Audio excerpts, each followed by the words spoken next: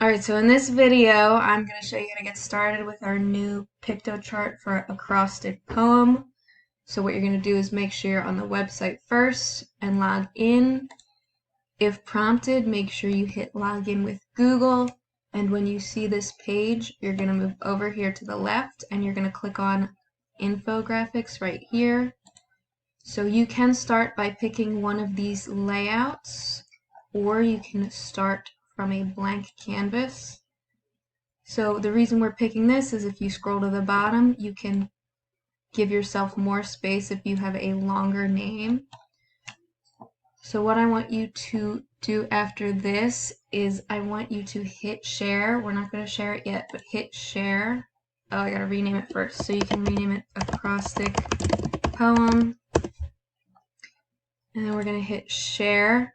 And you're going to see something that looks like this. Now, the reason I believe the links weren't working was because we didn't click OK. So after you see this screen, I want you to hit OK, and then you're going to see this. So you see your link, but up here it says make this link public.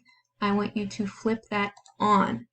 So now when you're done with your pictochart, you should be able to copy this link and send it to me, and we will not have to insert images in Google Docs. So make sure that this is flipped on for when we turn this in. So after this, you're going to go to photo frame, and we're going to be using the photo frame letters. So for example, my name starts with a K, so I would use this frame. And then remember, you're going to download your pictures under uploads. And then you're going to look at the pictures you have. If you have to download one, just click browse images. It'll open up your computer files.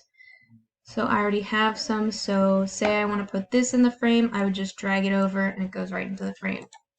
And you're going to create your acrostic poem, which has all the characteristics of your name in this document.